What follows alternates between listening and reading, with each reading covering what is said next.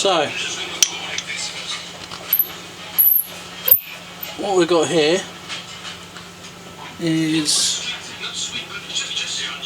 a Morse Taper 2 stub that I bought off eBay when I had my first lathe, and just a block of, a billet of 50mm round,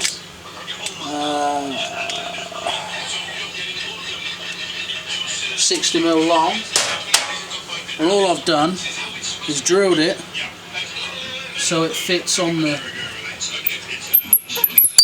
this shaft.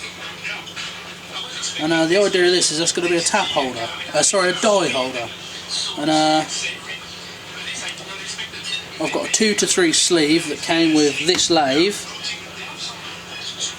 which then allowed me to fit it to this lathe. But the idea is this will sit in my tailstock there, so when I want to put a thread on something metric wise, because obviously this will screw cut imperial, but if I want to do a metric thread, for what I do, I probably won't need to screw cut anything. I can get away with doing a die. So that's the plan here. Obviously I started it when I had my other lathe, and then obviously I got this one, so a whole new project of things has come up, but I'd like to finish it, so this is what it is. I'll chuck this up and we'll bore it out to fit my dies I have, and we'll go from there. Right, so we're all chucked up in the lathe. I'm going to face it, chamfer it, and then I'll bore it.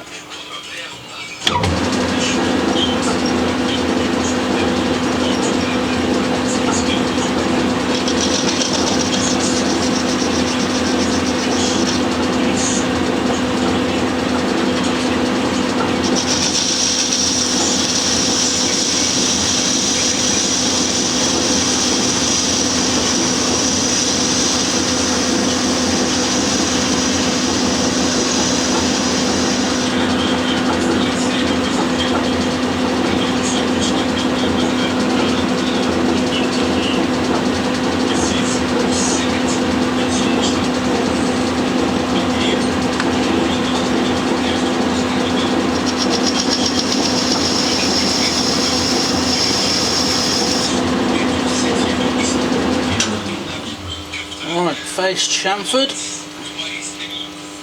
and this will be the first time I've used my boring bar on this lathe, or actually any of these boring bars at all. So I'll set that up and then I'll bring you back. Right, we're set up in the lathe. Unfortunately, this new tripod won't go where the old one used to, so that is the best angle. I'm going to have to sort that out. As you can see, I've got my clock set up to get my metric measurement because all the dials are imperial and meh to that. So I'm just going to bore out from the holes at 18, and I've got to go to 25.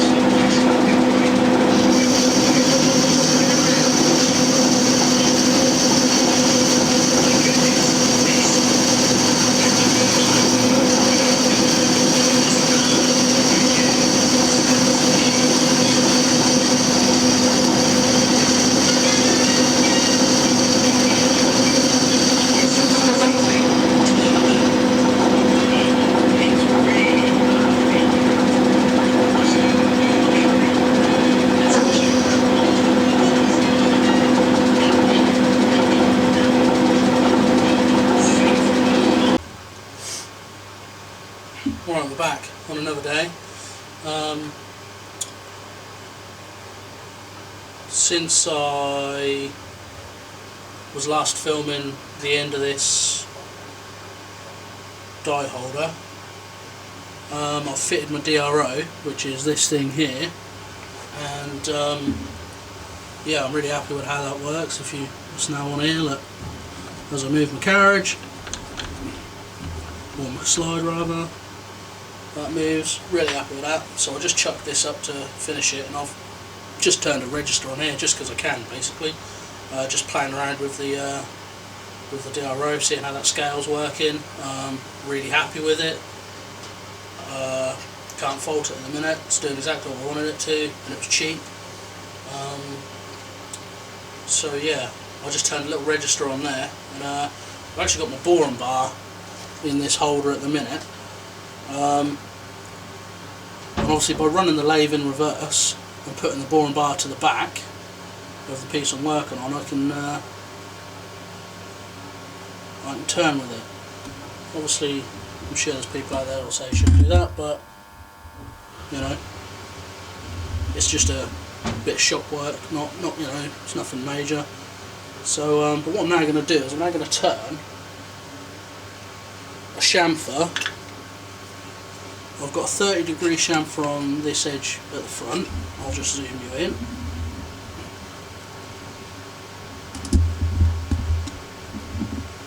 I've got a 30-degree chamfer there, and I'm going to set this cross slide so that when I come across there and take another skim there, it'll have, I can then wind it away and end up with a 30-degree on there as well. So most people, that's, you know, that are watching these videos, that might be second nature, but you know, I didn't know how to do it until someone showed me, so there we go. Right, I'll just get that set up and then I'll come back. Right, so to get the angle I want, I'm going to turn this cross slide, or top slide, whatever you want to call it, and I want 30 degrees just because that's a angle I use every day. That's very familiar to me, and I like the way it looks. 45 is a bit too much, 30 is just nice, so we'll turn that to 30. And obviously as I wind the handle, it's going to come away because I'm turning at the back. I obviously want the cross slide this way, whereas if I was turning at the front, I'd want the cross slide towards the back so it'd turn away. So you set that to 30, and then I'll just lock that off on these little screws here. There we go. And then I'll adjust this so it's somewhere square, hasn't got to be perfect. Bring that somewhere right, and then as I come in here, what I'll do is I'll touch on, I'll just bring you up again.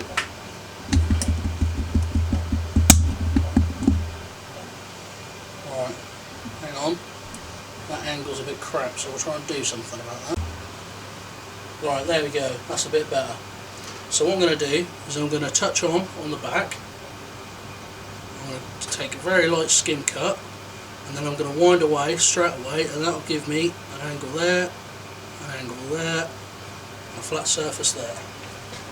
Obviously when you're doing this, because I'm working at the back, I need to run the lathe in reverse so that it's cutting on the edge of the tip I need, like so.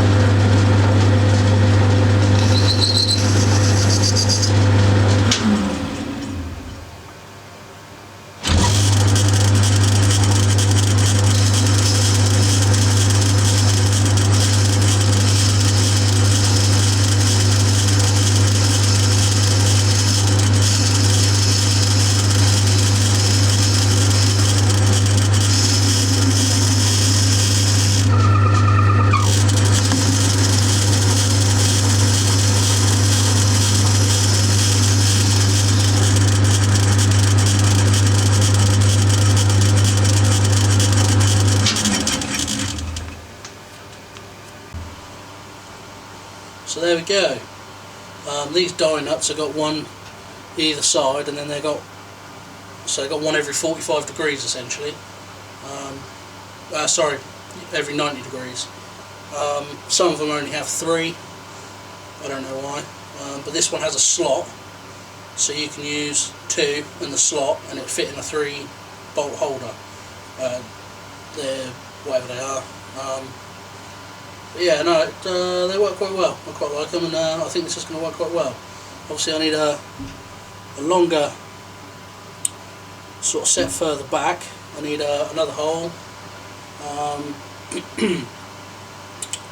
with.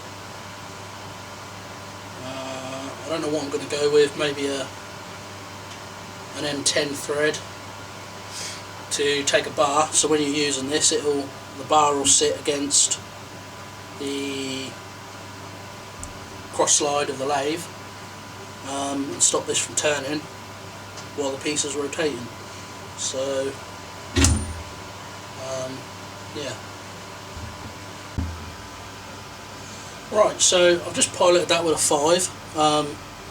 I just split the difference from the chamfer to the back, went halfway, and I'm going to go 8mm because I've just found a really long, I think that's a 8 by 140, I think, I can't remember off the top of my head. This isn't a through hole, it's a blind hole, so it actually stops shy of the bottom, because obviously this has to rotate on the M3 taper mandrel that I made for it. So I'm going to drill that 6.8, and then I'll tap at M8 and we'll see how it goes.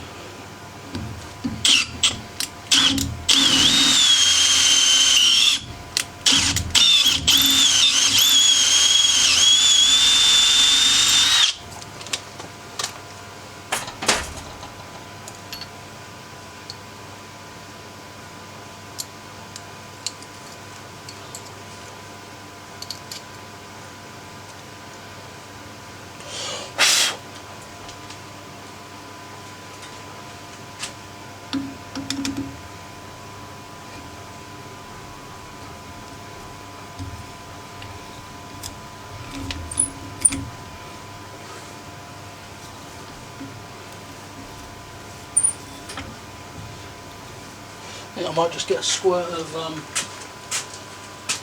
oil on there.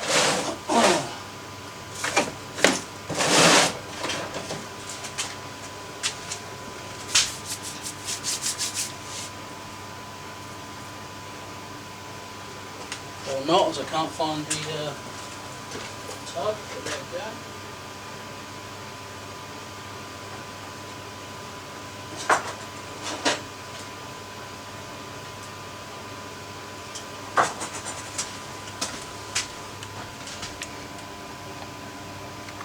Right, give that a little dribble.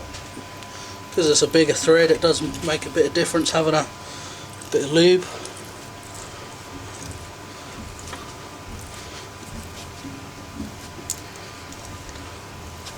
Obviously this is a blind hole, so I won't be tapping all the way through.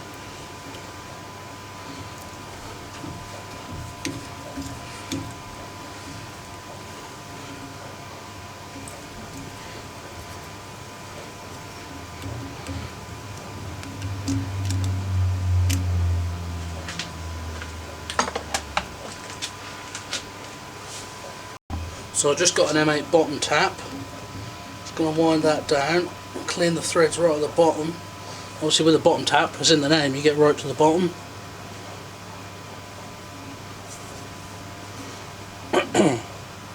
That's it.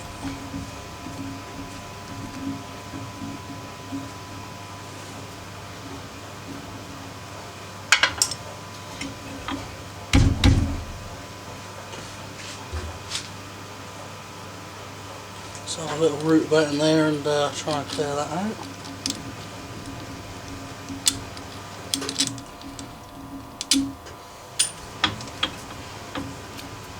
Alright, let's try that.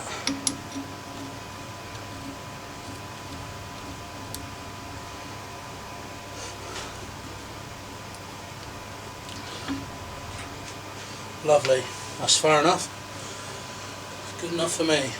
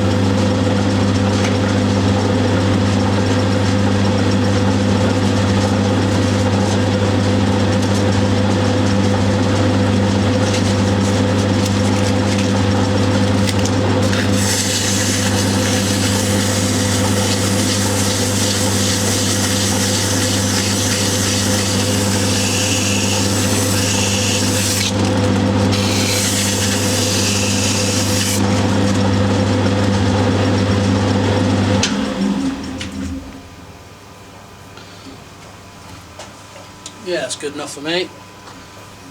It's probably going to get damp in a week or two anyway, and like surface rust on there anyway, but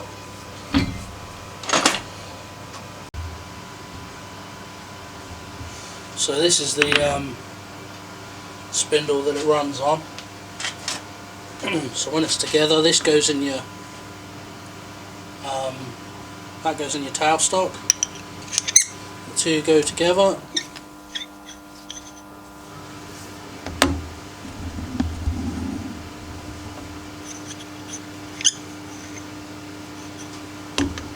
And your die pops in it. Yeah.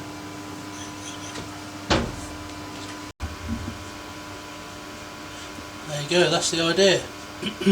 Obviously, as your piece is spinning in the chuck, where you want to put your thread, you wind your tailstock onto it, and then it will just pick up and it will slide as the threads go. It will slide across. Obviously, that's what this is here, and this just allows for it to slide up over. Obviously, it's not the biggest of.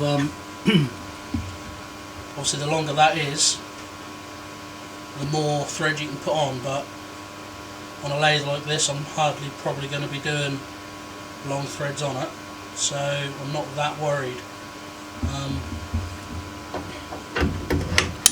For what I want, it'll do. There we go. One tailstock die holder.